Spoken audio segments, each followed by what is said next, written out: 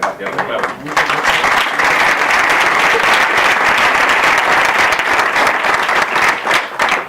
A mí me gustaría estar de pie, pero como tengo que manipular algunas cosillas por aquí, pues estaré de pie, sentado, como buenamente puedo.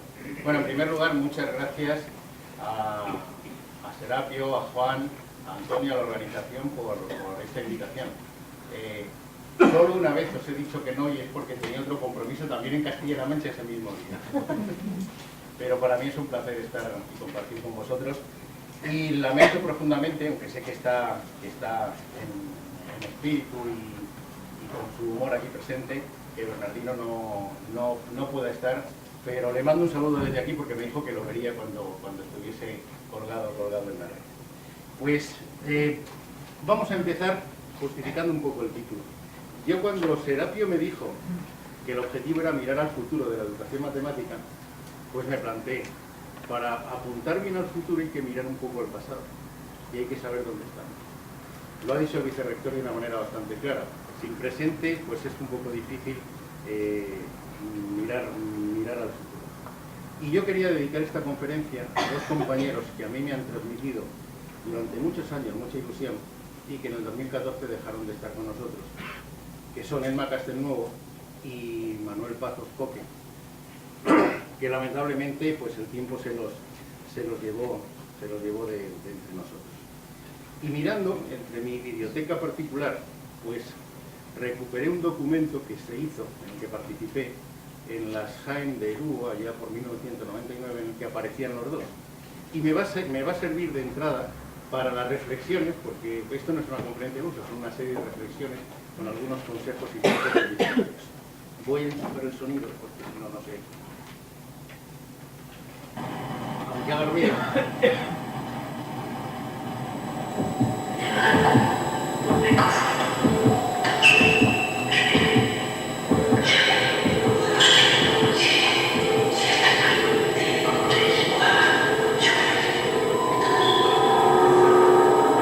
No lo entiendo. ¿Pero por qué no lo entiendes? Es muy fácil.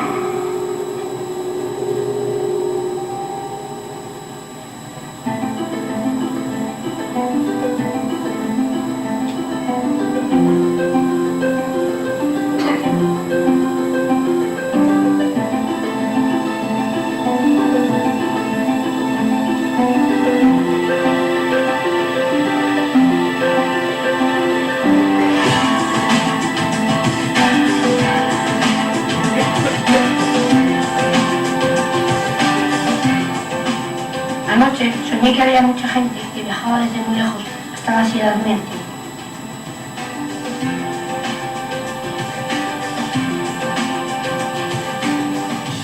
Estaban todos muy contentos de encontrarse después de tanto tiempo. Se sentaban todos en una sala muy grande y se reían por esos espantosos problemas de matemáticas que me aburren tanto. A las 7:32 horas, a 90 kilómetros hora y otro derivado a Madrid 3 minutos antes y a la misma velocidad, teniendo en cuenta que el primero hace 183 paradas de 1000 minutos y el otro no, ¿a qué hora se encontrará? Bueno, Juanito sería totalmente horrorizado. Aquello no me interesaba, porque en su cabeza estaba solo un chorro, que era bien distinta. En el sueño nos reíamos de nosotros mismos. Bueno, pues eso es lo que vamos a intentar hacer. Yo creo que disfrutar un poco se puede hablar de matemáticas y disfrutar, sobre todo los del Atlético de Madrid. Bueno, pues a Elma y a Coque va en turno. Y el título es Matemáticas para ilusionar. Y ahora sí que quito esto hasta nueva orden. Matemáticas, yo creo que tenemos muchas herramientas para ilusionar a los alumnos de primaria, de secundaria, incluso de universidad, hablando de matemáticas y hablando de otras matemáticas. De esas matemáticas que se sugieren. Voy a hablar de estas cosas y voy a hacer algunas reflexiones que quiero compartir con vosotros. No son axiomas, por supuesto, y son opiniones muy discutibles, pero si a alguien le sirven, pues bendito de Dios. efectivamente estamos mirando hacia el futuro, pero puede que miremos hacia el futuro con ojos del pasado. Por ejemplo, tenemos la informática y las nuevas tecnologías, ¿no? El problema es cómo las utilizamos y para qué las utilizamos. Y si las utilizamos. Porque, bueno, yo fui culpable hace unos años de una distribución masiva de ordenadores por ahí en primaria y tal, que en muchos sitios están en el baúl de los recuerdos y están congelados. Está claro que disponemos de unas herramientas, pero a pesar de eso, Schleicher, que es uno de los asesores del informe PISA, cuando vino a España a presentar el informe del Ministerio de Educación, se sorprendió de que en España se estaban enseñando las mismas matemáticas que él había aprendido. Y este señor tiene casi 50 años. Es decir, que en España se estaban enseñando las matemáticas de los años 60 y 70. Y decía que alucinaba, que seguíamos presentando unas matemáticas cerradas de solución única con problemas en el que ya sabíamos la solución, en que no había ninguna capacidad de sorpresa. Nos aconsejaba mirar un poco hacia Oriente, en el que efectivamente las cosas se presentan de otra manera. Y yo mi primera reflexión es esta: estamos educando a unos jóvenes para vivir en un mundo que no existe, que es mentira. Este mundo no es real. Algunos recordarán quiénes son estos, ¿no? Capitán Tan y los chilipitipláuticos, ¿no? Pues preguntad a los jóvenes de ahora quiénes son el Capitán Tan y los chilipitipláuticos, o si juegan a esas cosas, si hacen guateques así, juegan con los juegos reunidos, tienen esta tecnología para su ocio, ¿no? Realmente este mundo no existe ya. Algunos tienen añoranzas, pero no existe. Estos gadgets no son los gadgets que utiliza la juventud en la actualidad, ¿no? Porque nuestro público es una generación nueva, es una generación interactiva. Es lo que yo llamo la generación de las pantallas. Su mediación con la información se produce a través de herramientas tecnológicas, pero no solamente ellos, exactamente igual que nosotros. A ver, que levante la mano el que no tenga un teléfono inteligente y un smartphone en el que puede mandar mensajes, fotos, vídeos y tal. Todo el mundo lo tiene, ¿no? Casi todo el mundo. Hay alguien que no, pero no se atreverá a levantar la mano. Bueno, tenemos una persona, pero no, me parece muy bien, porque es un... Bueno, no hay reglas sin excepción y siempre hay gente muy férrea en la defensa de su intimidad y de su privacidad. Pero habitualmente existen otros recursos y existen otros gastos, ¿no? No estamos en los años 60.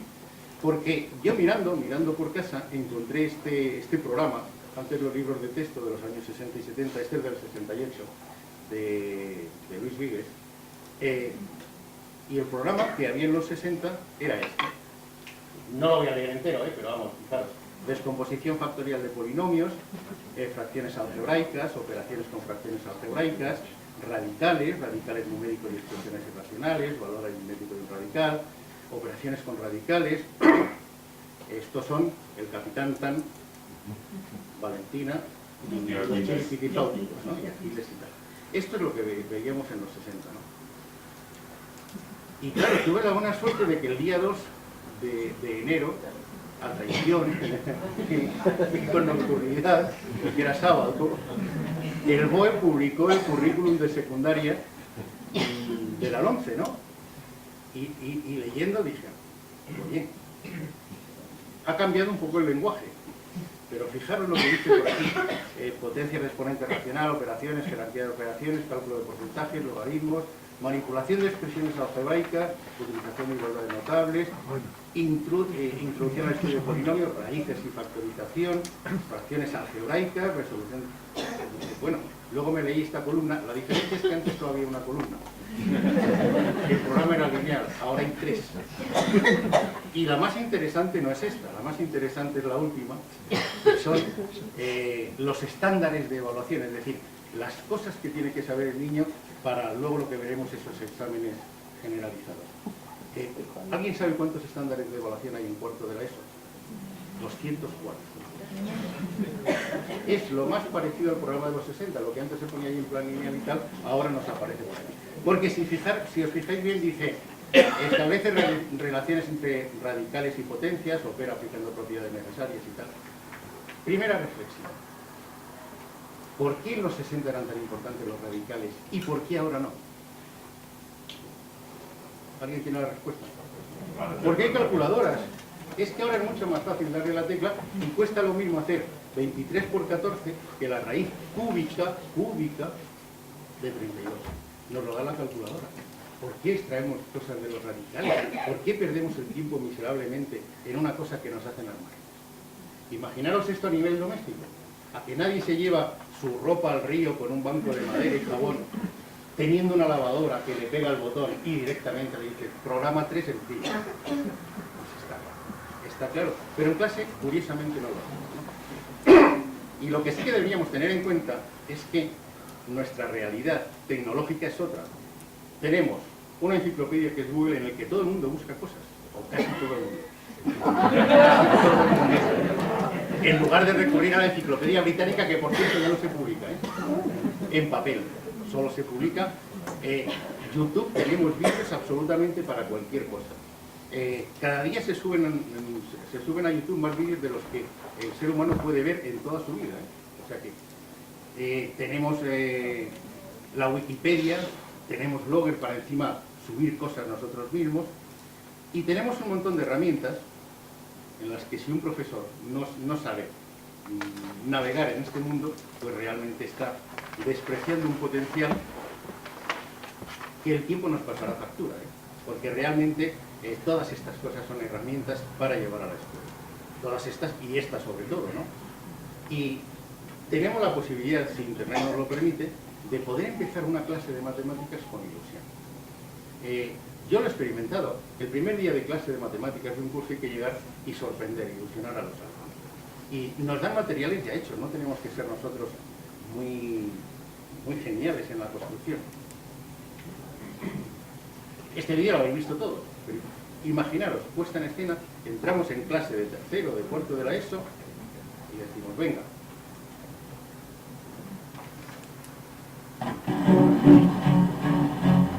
Les decimos a los chavales, esto es lo que vamos a estudiar este año.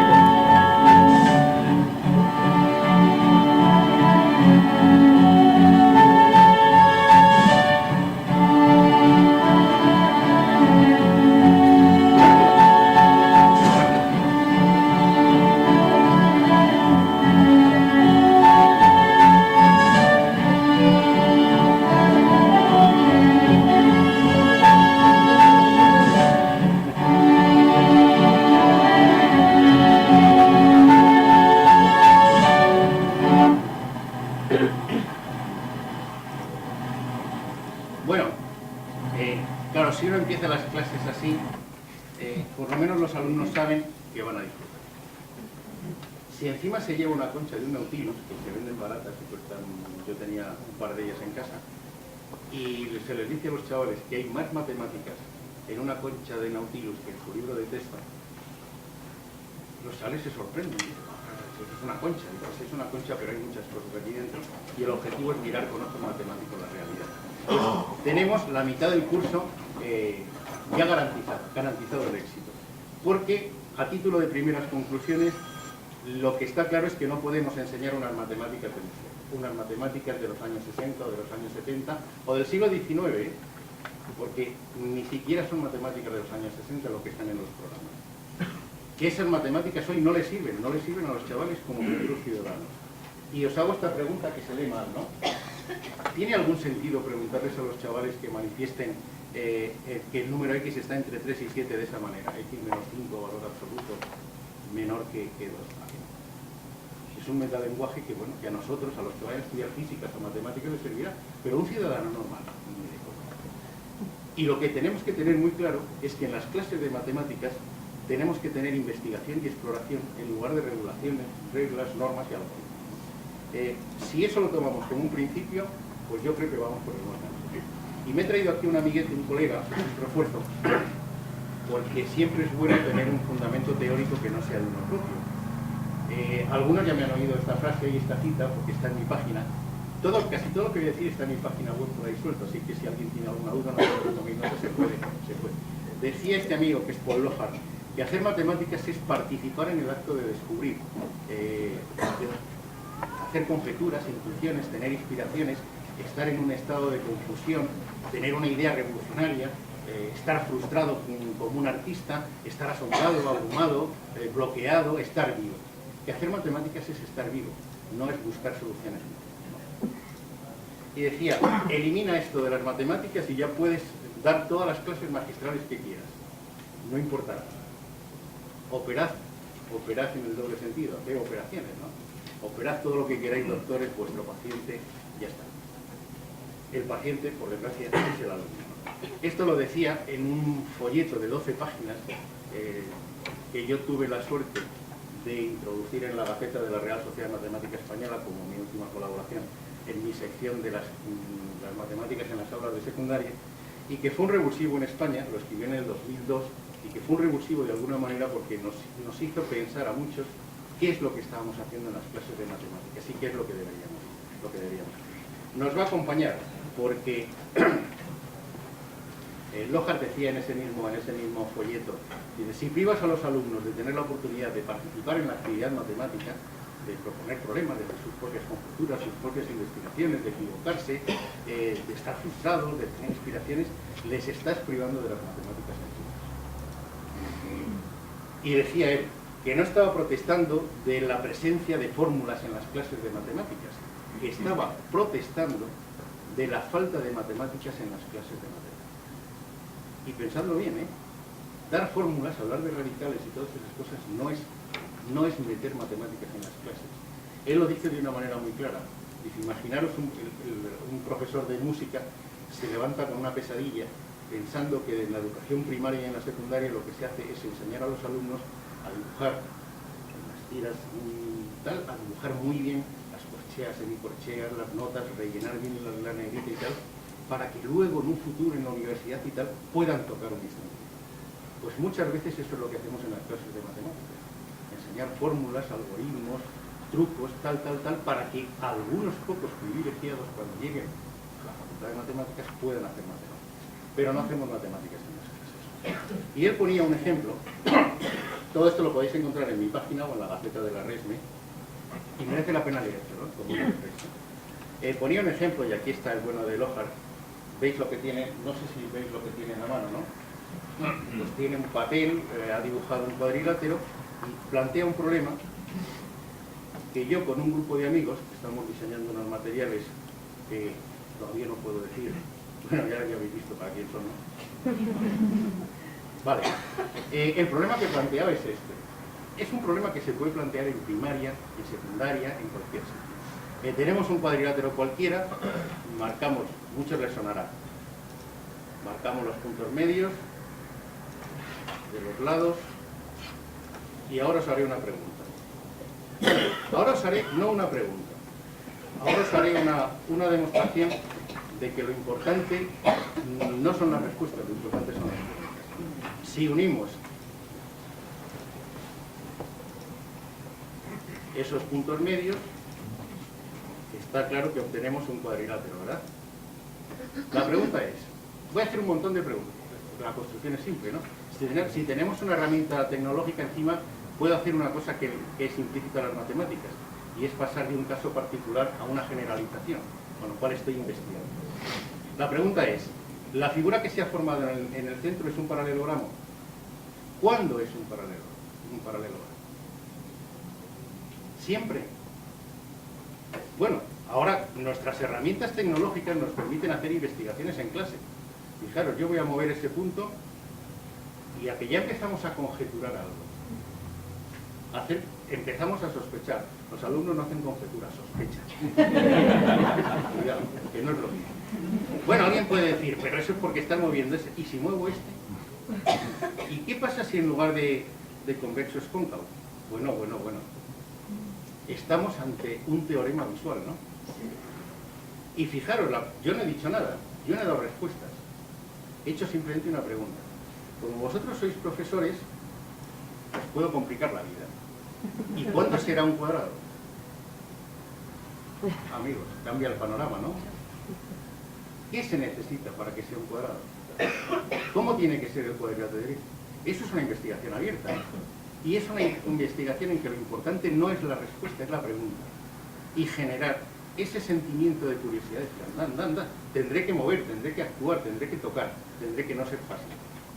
Bueno, os voy a hacer otra pregunta más sencilla.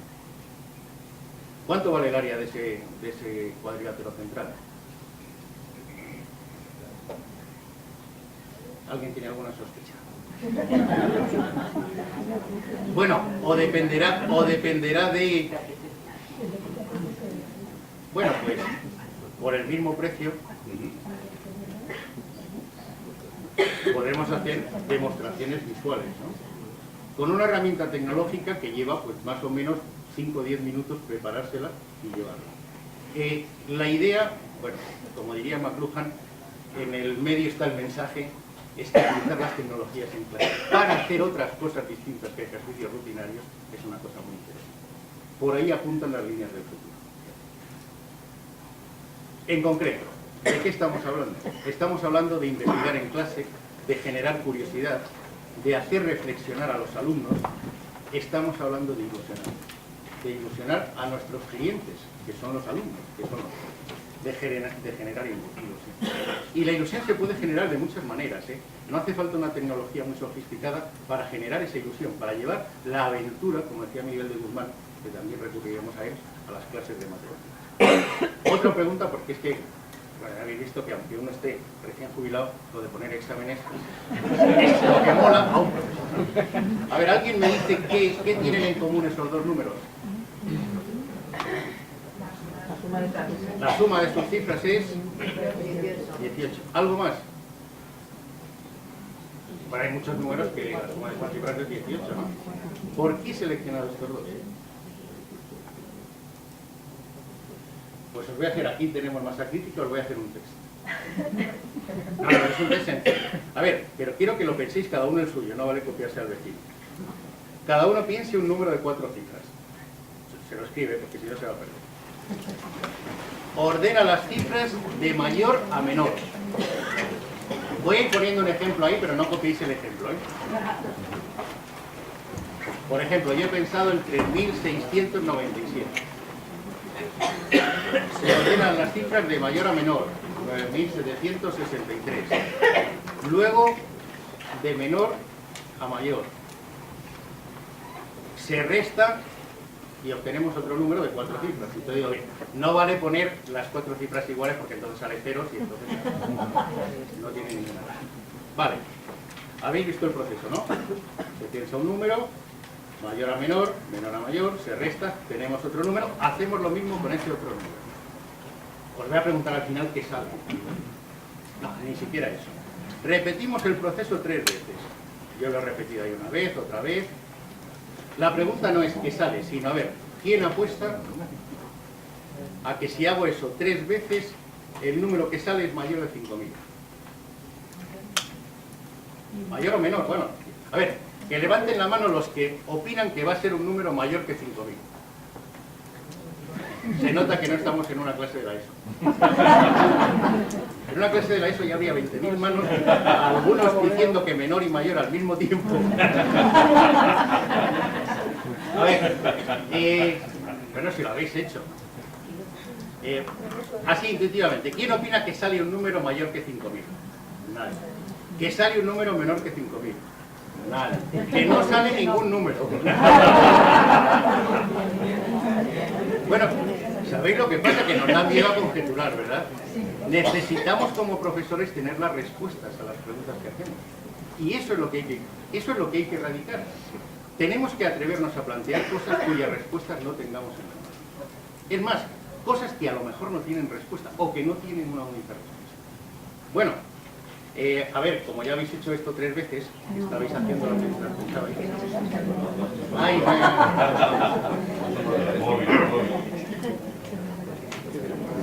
bueno, fijaros que hay una coletilla. Bueno, ahora ya sí que podemos aproximarnos intuitivamente, ¿no?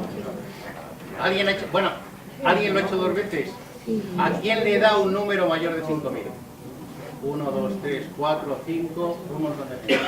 ¿A quién le da un número menor de 5.000? 1, 2, 3, menos. Hay menos gente que le da menor de 5.000, ¿no? Bien, fijaros lo que dice abajo. ¿Y si repetimos 7 veces el experimento? Pues alguien puede decir, ¿qué maldad? No dependerá del número que hayas pensado al principio.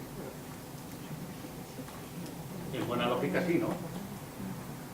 Número, podríamos empezar a hacer conjeturas, ¿no?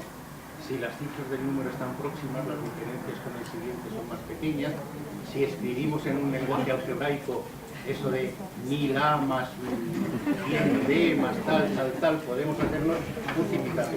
Un alumno no piensa así, ¿eh? Y bueno, él dice sus cosas. Bueno, pues vamos a sacar la ilusión, vamos a meter de otra manera la ilusión en las clases de matemáticas. Y fijaros, yo le he llamado investigar regularidades, teoría del caos. Porque se puede hacer la teoría del caos con los números. Y este ejercicio se le debemos a un maestro de la India, a Caprecar, que era un maestro de primaria, que jugaba con estas cosas con los alumnos. Porque ya habéis visto que no hay que movilizar grandes conocimientos, ¿no? Sumar, restar, tal, no hay que hacer muchas cosas. Y decía que lo importante son las preguntas y no las respuestas. Este Caprecar hasta tiene una sinfonía, un músico, me parece que es valenciano, alicantino, le dedicó una sinfonía que se llama la Sinfonía Caprecar número 1. La tengo por aquí, por si alguien tiene curiosidad, la podríamos poner de fondo, pero es que quita mucho esto. Bueno, pues vamos a ver la sorpresa de Caprecar. Y para eso que recurrimos a una herramienta que tenemos aquí, aunque luego no nos la dejen utilizar en las PAUs ni cosas de esas, que es una hoja de cálculo. Que además dice ya el BOE, incluso el reciente, que hay que utilizar las hojas de cálculos y las tecnologías para enseñar a los alumnos y para evitarse repetir operaciones tediosas. Lo dice textualmente. A ver, la idea es esta. Voy a hacerlo con un número de 3 cifras. Bueno, no, voy a hacerlo con el de 4. ¿Me decís un número? ¿Alguien que haya pensado? ¿Me dices el número que has pensado? ¿Yo? Sí. 2567. 2567, ¿no? Doy por ahí. Veis que aquí lo único que he implementado es coger el número. Bueno, espera un momento que no le he dado al intro, que es la primera cosa. Y no le he dado a mi botón mágico. Me he hecho una hoja de cálculo en lo que lo único que le digo es el número inicial. Ponlo de manera descendente, de manera ascendente, resta, lo mismo hasta que te canses. Es copiar celdas, declarar las 3 primeras y decir a la copia hasta el final y a ver qué pasa. Fijaros qué poco nos gastamos los matemáticos en laboratorios, ¿no? ¿Qué ha pasado?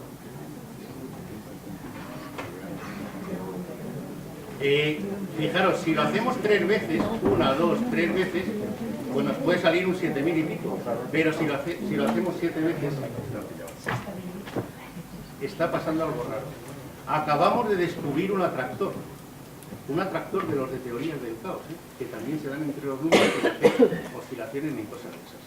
Por cierto, como somos profesores, nos pica el gusanillo, ¿no? ¿Qué pasa si en lugar de un número de 4 cifras pongo uno de 3?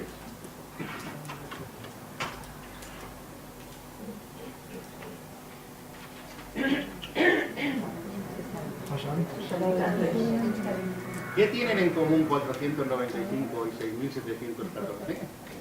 A que ahora tenemos otra respuesta. Tenemos una sorpresa, ¿no?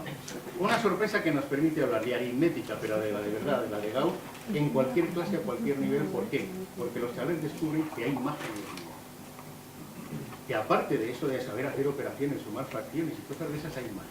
Y descubrir esa magia es descubrir la ecuación de las matemáticas. ¿A que ya os ha picado la curiosidad? ¿Y si son 5 cifras? ¿Cuál será el atractor? ¿Alguien tiene alguna sospecha?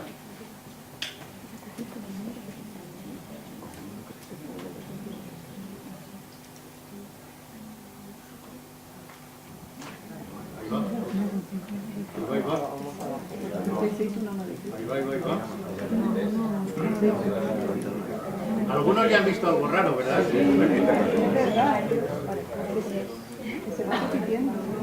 A ver, fijémonos en uno. 6395, 61974, 827163, que forman un ciclo, ¿no? Exactamente de 5. ¿Será siempre? ¿Habrá ciclos de 3? ¿Serán siempre estos mismos números?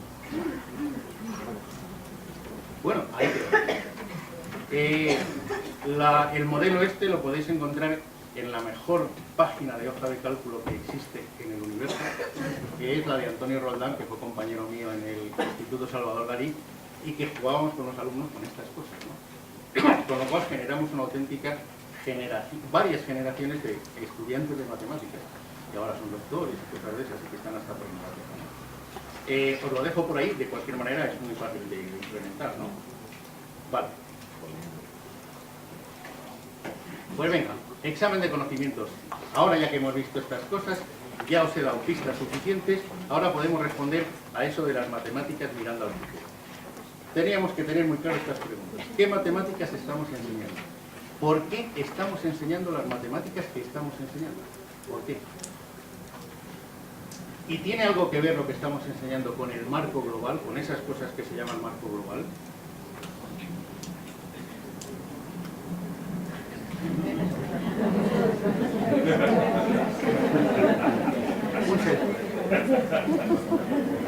Bueno, pues sí.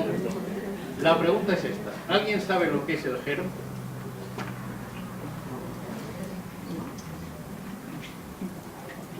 Os voy a dar una pista.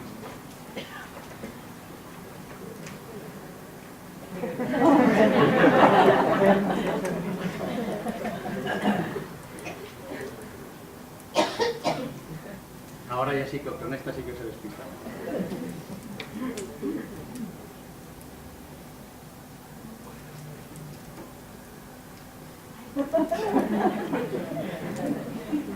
Son siglas en inglés, ¿eh?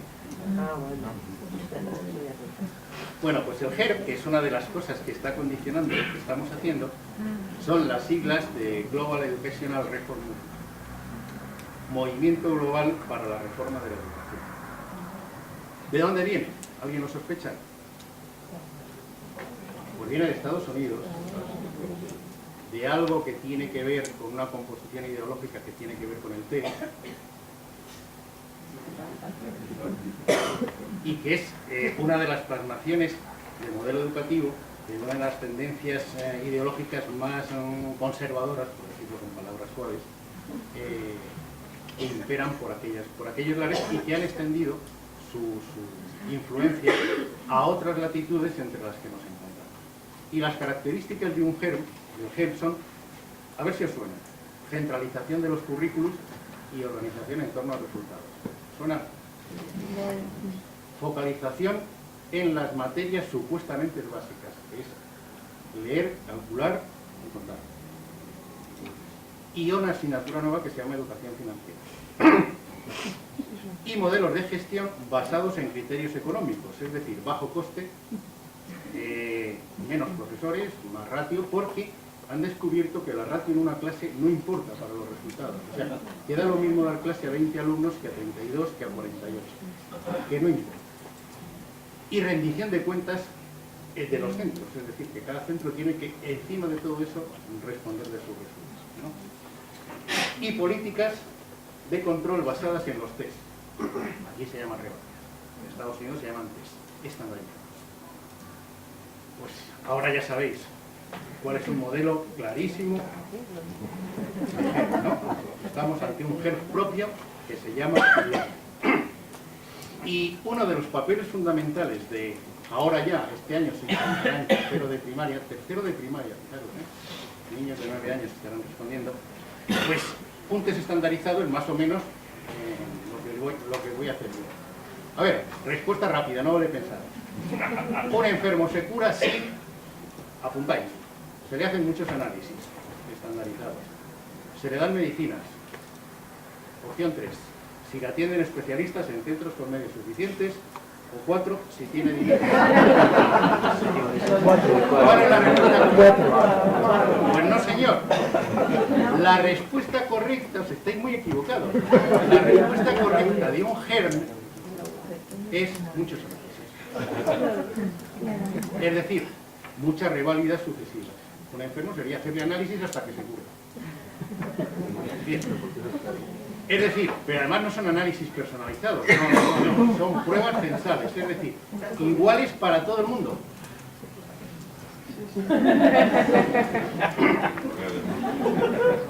Las pruebas deciden sobre los contenidos y las materias, y los conocimientos y la cultura en general.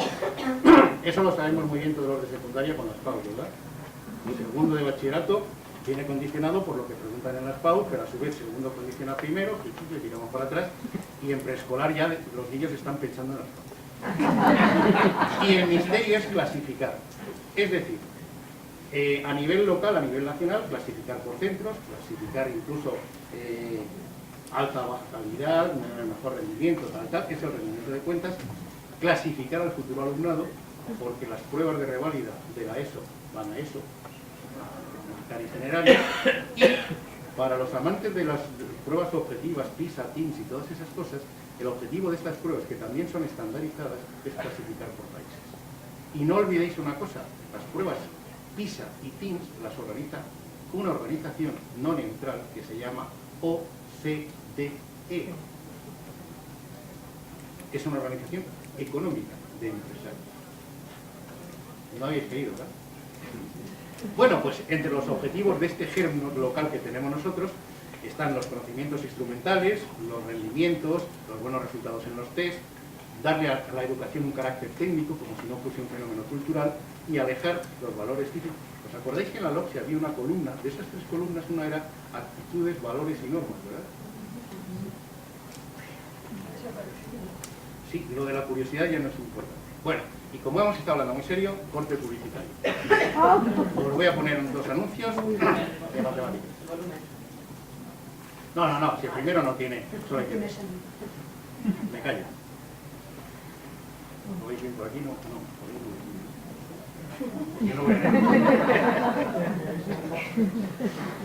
pues a lo mejor.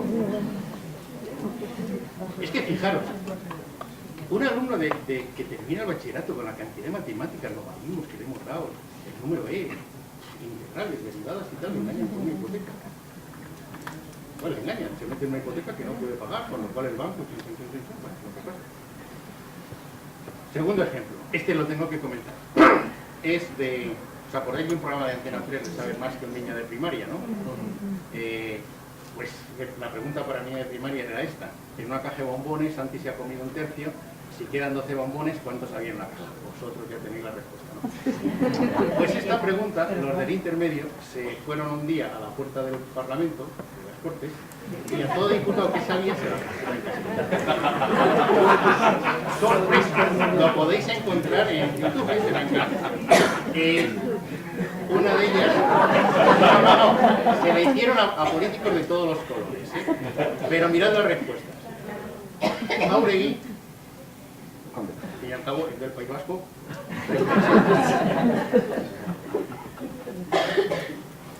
quedaban 12 bombones,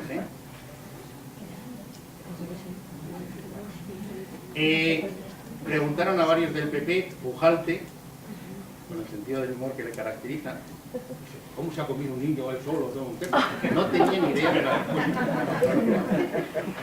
Soraya dijo que los que había al principio eran 12, que es la pregunta típica del alumno. ¿Qué ha dicho, profe? ¿Qué ha dicho? Y Olavarría escapó la pregunta diciendo la respuesta tópica, que es de letras, para hacer una cuenta de estas cosas. Todos han hecho el bachillerato, ¿eh? Cuidado, no el de la LOCSE, el bueno. Así que las 2 preguntas que yo quiero llegar a responder al final, si nos da tiempo, ¿qué matemáticas de verdad necesitamos y qué matemáticas necesitamos? Y vuelvo otra vez con Lohar, que decía, a la hora de diagnosticar el problema todo el mundo lo tiene claro, todo el mundo sabe que algo está mal, ¿no? Los políticos, sus respuestas, hay que subir el nivel. Y más si tenemos unas pruebas PISA, que siempre estamos los últimos.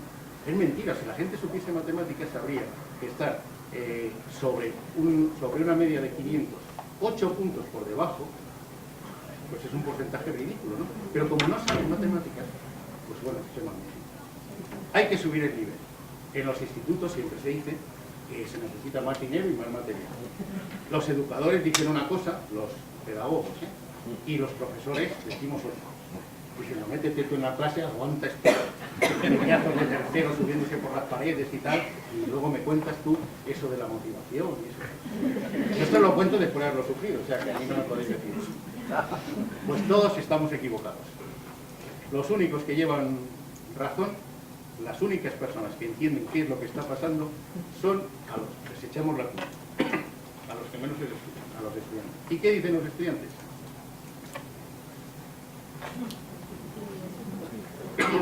Que sí, que son aburridas y que son estúpidas porque no ven sentido aquello que les estamos contando. No lo ven, o lo ven desde factos raros, lo ven solamente con un sentido propedéutico, porque muchas veces se lo decimos nosotros. Estúdiate esto que si no el año que viene no te vas a enterar de nada. Y por el año que viene.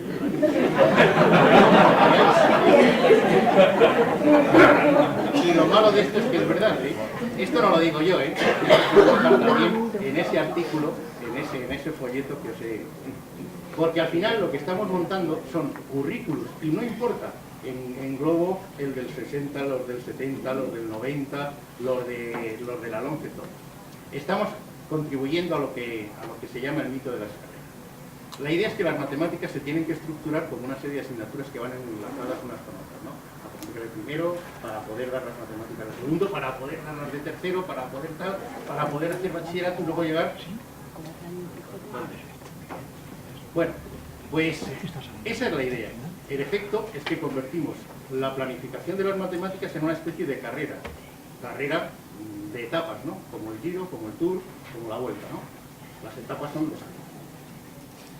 Eso sí, con una presión social. Los padres, si uno se retrasa en una etapa, ya empiezan a preocuparse porque las matemáticas son sagradas, son fundamentales.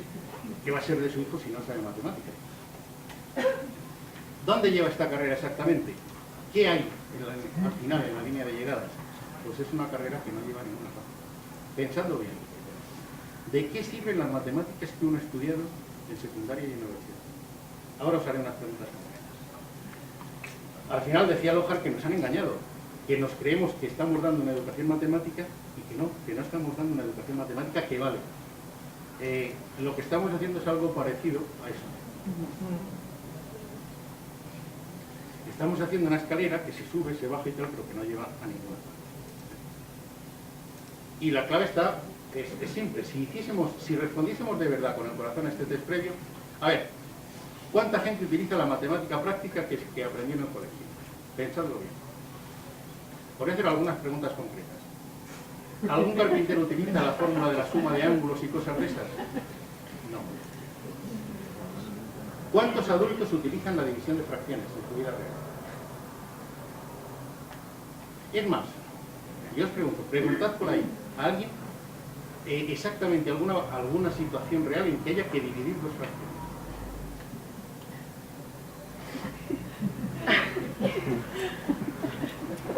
¿A que no? ¿A que no sabéis?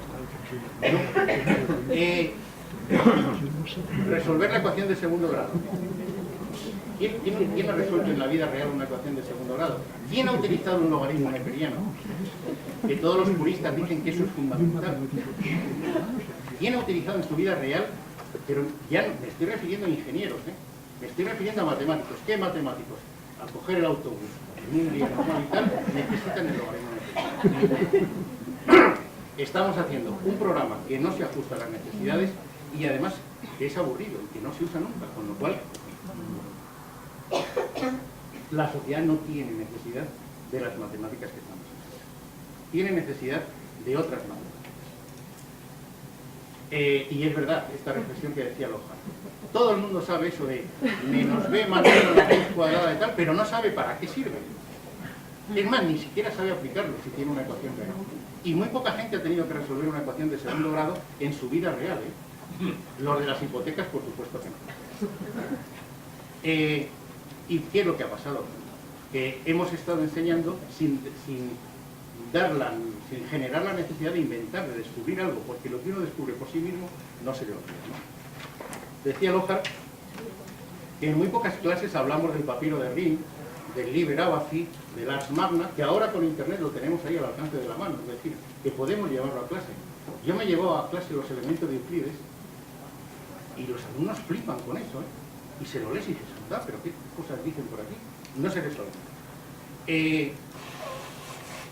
La cuestión es esta: a los alumnos les estamos dando las respuestas únicas, cerradas y corregidas sin poder plantear ninguna pregunta. Y voy a ir muy rápido en esta parte. No es Lockhart, que al fin y al cabo es un americano. Lockhart tiene el mérito de que era profesor de la Universidad de Nueva York. El hombre dejó la universidad para dar clases en un college, en un instituto de secundaria, ¿no? Para aplicar lo que él decía y para comprobar exactamente la realidad. Y no volvió nunca más a la universidad. Con lo cual, es un argumento de autoridad, ¿no? Pero Miguel de Guzmán, en una reunión que tuvimos, me parece que aquí alguien estuvo en esta reunión. Sí, estuviste, pues gratis. Tuvimos una reunión porque la ministra Pilar del Castillo convocó a las sociedades de matemáticas para discutir qué había que hacer con la educación matemática, ¿no? Y entonces llegamos a una serie de conclusiones en las que hubo unanimidad, solamente hubo un voto en contra de una persona que creo que conocéis.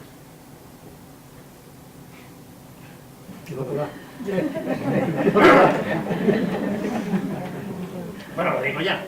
Era doña Alicia de Vives. Las conclusiones que se sacaron de ese seminario era que lo que había que hacer para hacer el currículum de matemáticas era identificar las necesidades básicas de la prueba. Y decía Miguel que es que lo que hacemos con la informática no lo hacemos con las matemáticas. Un ciudadano necesita saber matemáticas a nivel de usuario. No necesita ser un investigador matemático, es decir, no tiene que saber las matemáticas que necesita alguien que va a acabar estudiando matemáticas. Que la inmensa mayoría de los objetivos que se plantean en el ámbito escolar no salen del ámbito escolar. Las enseñanzas que hacemos en la escuela no salen de la escuela, luego no se utilizan en la vida real. Y decía además que las herramientas que debíamos llevar a clase no es el libro de texto, que debían ser el periódico, lleno de matemáticas en cualquier edición de cualquier día. La calculadora, las de hoy, decíamos en el 99, y las de mañana. Esas que prohíben llevar a las paulas. Y las herramientas tecnológicas sociales. En el 99 Internet todavía no estaba muy difundido, pero ya teníamos la visión clara, ¿no? Y decía además una cosa que es a la que yo me voy a agarrar para transmitir esa sensación de ilusión. El juego y la belleza están en el origen de muchas de las matemáticas importantes, ¿eh? Y decía, si los matemáticos de todos los tiempos lo han pasado también jugando y contemplando el juego y las matemáticas, ¿por qué no tratar de aprenderle y comunicarla, las matemáticas, a través del juego y de la belleza, ¿no? Pues bueno, ¿cómo enseñar? Pues las ideas que se plasmaban en ese documento eran claras. Lo primero, visualizar las matemáticas. Las matemáticas abstractas, esas en que el alumno está mirándonos como si fuésemos locos, diciendo, son chinos, están hablando en un lenguaje que no entienden. Lo que decía el alumno del principio, ¿no? Nosotros le ponemos y decimos, no entiendo nada, ¿de quién están hablando? Visualizar las matemáticas. Lo dice en un libro muy bueno que se llama El Rincón de la Pizarra. Yo discutía con él porque decía que no había que coger un rincón de la pizarra. Había que coger la pizarra entera y hacerla dinámica y hacerla electrónica y que se moviesen las cosas. Las nuevas tecnologías, la experiencia de descubrir en geometría y en el resto de las cosas, aprender a aprender con la historia de las matemáticas, aprender a través del juego y la belleza. Y por último, aventuras matemáticas. Hay que llevar a clase auténticas investigaciones, auténticas aventuras. Que mucha gente dirá al principio, pues estás perdiendo el tiempo, y dices, ya, que te lo has perdido el tiempo. De aquí salen 5 estudiantes de matemáticas y de tu clase formal de logaritmo neperiano estoy convencido. Bueno, pues, llegados a este punto, vamos a lo positivo. ¿Qué matemáticas deberíamos enseñar? Pues las matemáticas que hay en la naturaleza, las aplicaciones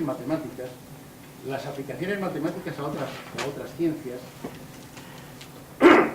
los fenómenos naturales que están ahí y que cuesta muy poco trabajo llevarlos a la clase,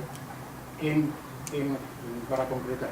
Hay que cambiar los verbos que más se utilizan en la clase de matemáticas. Yo no sé si fue en las jornadas de GeoGebra de Albacete que hice un test al currículum y pregunté cuántas veces salían estos verbos en el currículum oficial de entonces. De conectarse, calcular, construir, estimar, prever, optimizar, y no, los verbos que salen en el currículum siguen siendo los mismos. Es calcular, demostrar, tal. Hay que cambiar los verbos, hay que hacer otras cosas, hay que hacer unas matemáticas. Y alguno conocerá este ejemplo, porque es que no me puedo sustraer a él, y si en los 10 minutos que quedan le voy a dejar que esté funcionando, porque vamos a hacer una investigación. El punto prisionero es esto, vamos a ver. ¿Veis esa construcción que tengo ahí? Es un rectángulo, me parece que esté puesto de 4 por 6. En ese rectángulo hay un vértice, hay otro punto que lo primero que hay que deducir es que qué relación tienen esos dos puntos, pero es evidente para vosotros, pero para los alumnos no. Y ahora, mi pregunta es, si yo muevo esta recta, que une dos puntos de dos lados consecutivos, si yo muevo esos puntos, esperad, lo voy a hacer.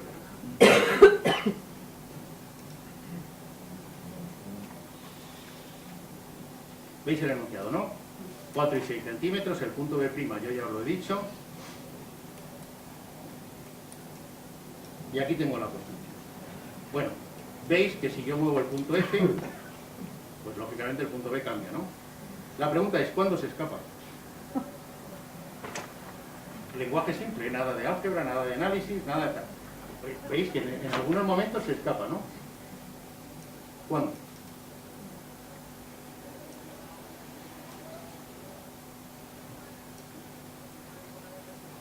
Bueno, ese es el enunciado del problema. Y ahora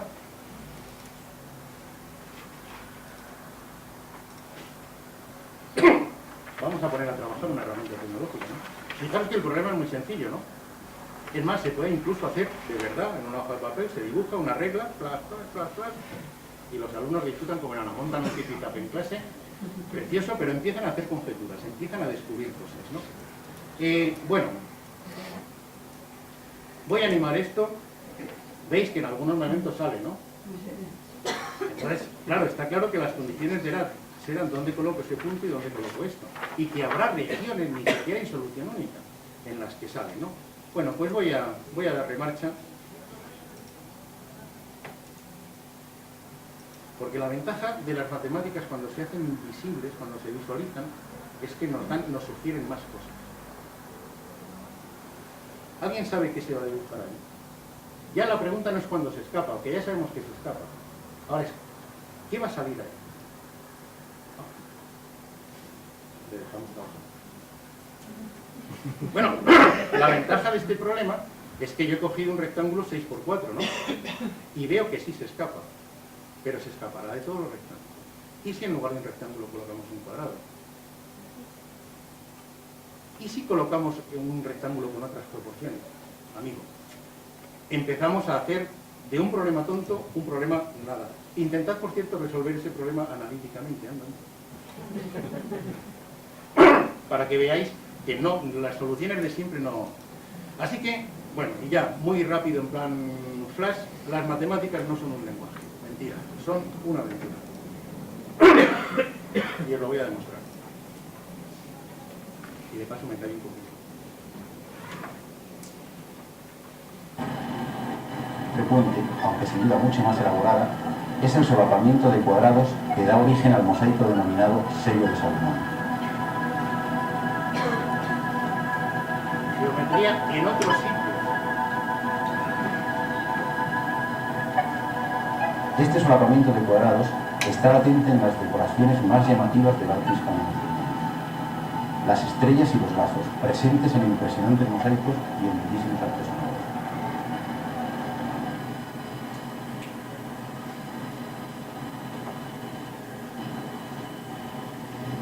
Bueno, hay geometría, aquí en la Alhambra hay geometría, fijaros, cuadrados, moviendo cuadrados y ahora tenemos herramientas, ¿no?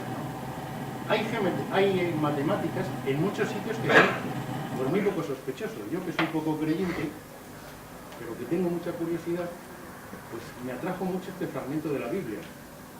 Realmente me lo sugirió alguien, ¿eh? Después de resucitar, está Jesucristo en el lago Tiberíades, están los apóstoles allí de pesca, de picnic, y no habían pescado nada. él dice, a echar las redes por allí, que allí vais a encontrar peces, ¿no? Pues echan los peces, al bajar habían preparado un fuego, y les dice Jesús que traigan alguno de los pescados que acaban de sacar. ¿Y a qué nos parece raro? Sacaron 153 peces. Coño, 120, 150, 200, pero no, 153. ¿Qué tiene de raro el número 153? Pues empezamos a investigar y el número tiene alguna propiedad curiosa. Esta seguro que la sabéis, ¿no? Pues es la suma de sus cubos, ¿no? O sea, 1 al cubo más 5 al cubo más 3 al cubo nos da 153. La pregunta, y fijaros, de una anécdota, sabemos, vale, eso es frecuente, le pasa a todos los números, le pasa a muchos números, le pasa a algunos. ¿Alguien sabe de algún otro número que le pase esto? Fijaros, meter esta investigación. Aquí las herramientas matemáticas que hay que movilizar son escasas, ¿eh? Que llevar al cubo a sumar. Hablamos de potencias, de sumas y de conjeturas. Bueno, pues tiene otra propiedad curiosa el 153. ¿Era el único? Pues es verdad, una hoja de cálculo que lleva poco tiempo, poco trabajo y tal. Nos la preparamos y le decimos, bueno, aquí de entrada fijaros que os he puesto un número raro, ¿no? 696, y ahí no aparece. Voy a poner otro, a ver, para que veáis que no hago trampa, ¿eh? Jugamos en tiempo real. Ahora hay que teclear cada uno en un sitio. 5, 6, decidme el tercero. 0.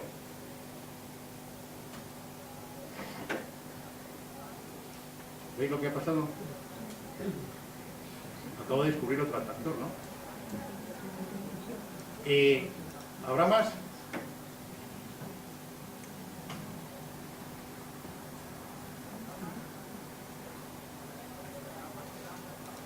¿Pasará esto siempre?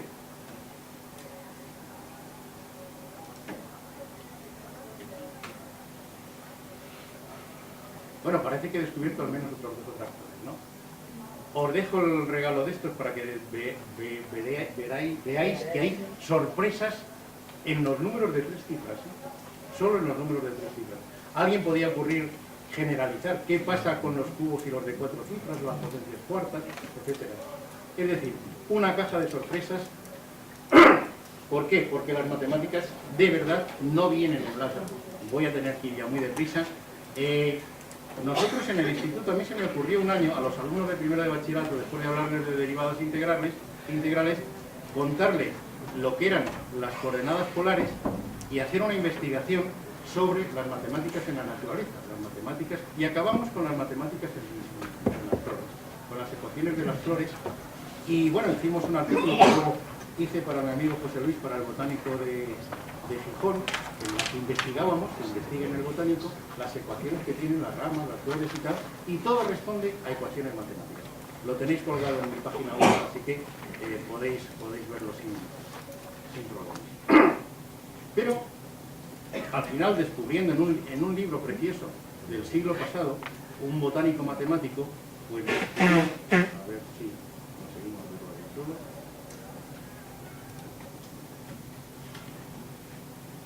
A ver, veis la fórmula de arriba, ¿no? Coordenadas polares, un número en rojo, 3. ¿Veis qué pasa si lo cambio, no? Me estoy haciendo un ingeniero genético, estoy manipulando las flores, haciendo margaritas y cosas de esas. ¿Veis qué pasa si es -1, no? Si son números negativos, las flores se convierten en unas cosas más raras, ¿no? Bueno, ¿veis el número 6? ¿Qué hace? Solo hace que la planta esté más alimentada o menos alimentada, ¿no? Y el número 4, que está por aquí ya afectado de un coseno, anda, este es el que hace que tenga más pétalos o menos pétalos o tal. Es decir, una simple fórmula. Fijaros, esta fórmula nunca damos coordenadas polares, que son, en cuanto que hay giros, simetrías o crecimientos naturales, son las que molan, son las que valen, ¿no? Y bueno, el CS, fijaros lo que hace, ¿no? Encima hace el que se nos permite mover. Bueno, yo la fórmula se las facilitamos a los alumnos y les dijimos, bueno, haced vosotros construcciones para ver tal. ¿Sabéis cuál fue la respuesta de los alumnos? ¿y por qué llevamos 2 meses haciendo derivadas integrales y cosas de esas y no nos has contado esto al principio? Me echaron una broma. Yo le dije, ¿por qué es que las coordenadas polares? Y pues esto es lo que mola, esto es lo que realmente interesa. Ese es el mensaje. Muchas veces hay que olvidarse del programa, del currículum y enseñar las cosas que de verdad son interesantes. Y estamos ya llegando al final, me van a pedir 5 minutos. Porque yo os quería traer, para que veáis que no son rollos tendenciosos, estamos aclarizando que lo importante de aquí del currículum de matemáticas es empezar con la aritmética, seguir con el álgebra, luego pasar al análisis, cálculo integral, cálculo diferencial, tal, y no. Os voy a poner la opinión. Sí, aquí. Bueno, no, está en inglés y tiene subtítulos. If President Obama invited me to be the next czar of mathematics, then I could have a suggestion for him that I think would vastly improve the mathematics education in this country. And it would be easy to implement and inexpensive. The mathematics curriculum that we have is based on a foundation of arithmetic and algebra, and everything we learn after that is building up towards one subject. And at the top of that pyramid is calculus. And I'm here to say that I think that that is the wrong summit of the pyramid. That the correct summit that all of our students, every high school graduate should know, should be statistics, probability, and statistics. I mean, don't get me wrong, calculus is an important subject. It's one of the great products of the human mind. The laws of nature are written in the language of calculus. And every student who studies math, science, engineering, economics, they should definitely learn calculus by the end of their freshman year of college. But I'm here to say, as a professor of mathematics, that very few people actually use calculus in a conscious, meaningful way in their day-to-day lives. On the other hand, statistics, that's a subject that you could and should use on a daily basis, right? It's risk, it's reward, it's randomness, it's understanding data. I think if our students, if our high school students, if all of the American citizens knew about probability and statistics, we wouldn't be in the economic mess that we're in today. Not only that, if it's taught properly, it can be a lot of fun. I mean, probability and statistics, it's the mathematics of games and gambling. It's analyzing trends, it's predicting the future. Look, the world has changed from analog to digital, and it's time for our mathematics curriculum to change from analog to digital, from the more classical, continuous mathematics to the more modern, discrete mathematics. Bueno, el mensaje está claro, ¿no? Realmente lo que tenemos que hacer, y ya sé que voy muy deprisa, es hacer de la enseñanza de las matemáticas una ciencia experimental. Es decir, llevar la experimentación matemática. Os he puesto unos ejemplos, pero hay miles de ejemplos que están en la red, que no hace falta. Esta página es fundamental, hay 200 ejemplos concretos de cómo experimentar con matemáticas, con las matemáticas del currículum, o sea, no con otras distintas. Se llama mages.org o experiencia. Si buscáis experiencias matemáticas, pues encontráis la página. No me meto en ella ahora, pero vamos, la página esta es la exposición que hicimos, yo estuve de comisario, y con motivo del ICM de Madrid en el 2006 en el Conde Duque, había una exposición que era ¿para qué las matemáticas?, ¿no? Pues son esos experimentos digitales. Un buen material para dar no un curso, sino varios cursos. Que el objetivo es hacer matemáticas en el mundo. ¿Cuál sería mi solución?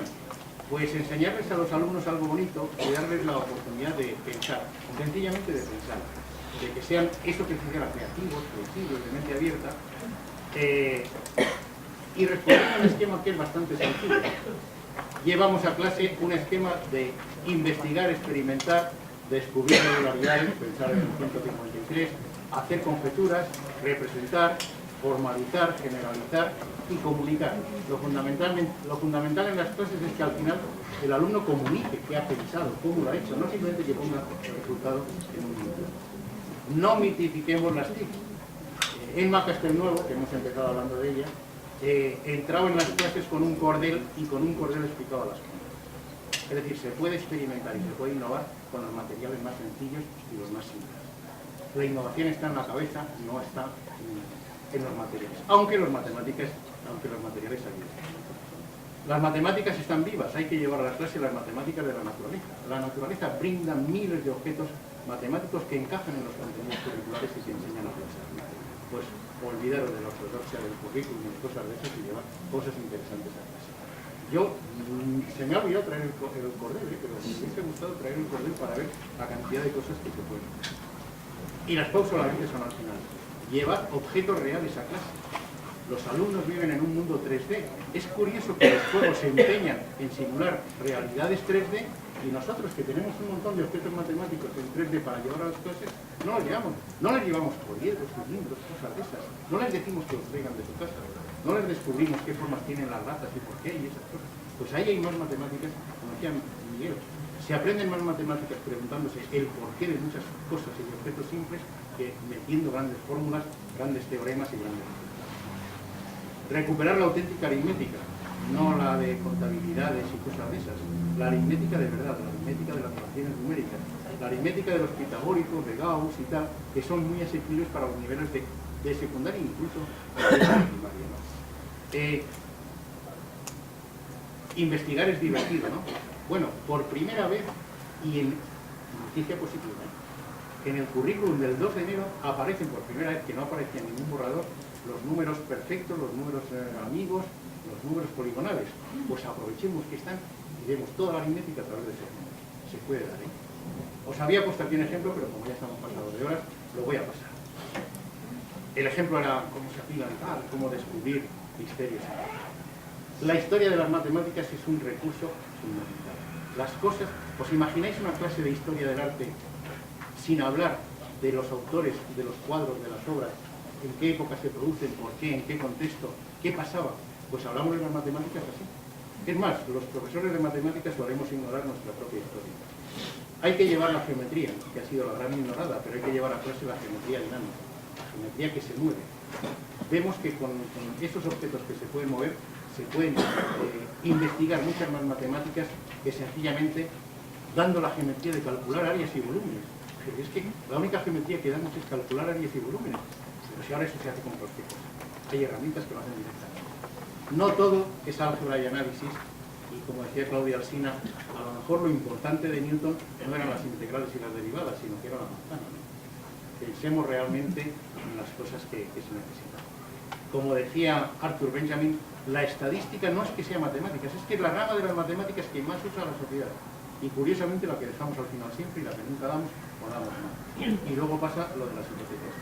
Por cierto, ¿qué diríais de un alumno, de 3 alumnos que tienen esa tendencia a lo largo de un año? Que van mal, ¿no? Os voy a descubrirlo. El amarillo es las puntuaciones del FIS de Ver, el otro es la media del gobierno y el otro es la de Mariano Rajoy. Las estadísticas son importantes. Y bueno, como ya sí que termino, decía, no todo es negativo, es ilusionante. Lo irónico es que la gente se piensa que las matemáticas son aburridas, son un peñazo y lo más lejos de la creatividad. Como decía Lohar, es el colegio el que está dando esta imagen triste de las matemáticas, con lo bien que nos lo podríamos estar pasando. Y últimos mensajes publicitarios: pon un poco de ilusión en tus clases.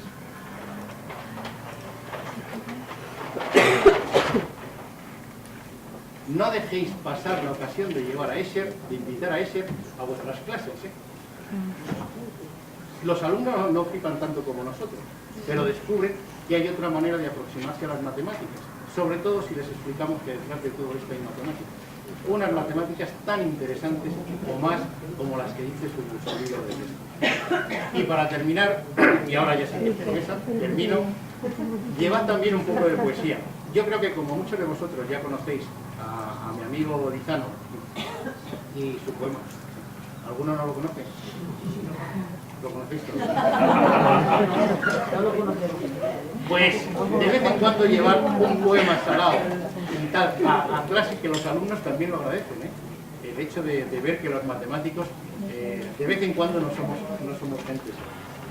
Y por último sí que quería, en ese documental que puse al principio, aparecen algunas palabras de Emma y de Coque, así que sí que os quiero dejar con ellas. Es un minuto y yo creo que se merecen por lo menos nuestro recuerdo.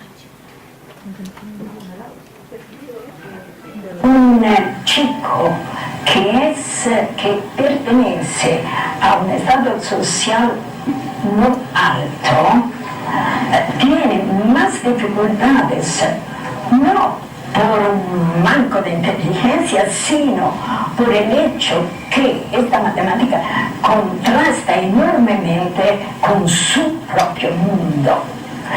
En particular se veía y se continúa a ver las cosas en los países en vía de desarrollo, donde la abstracción. Y es que las conferencias, es que yo en la conferencia de Claudia, Alsina, yo en la conferencia de Inma, y yo en la primera ya y la de Rafael, es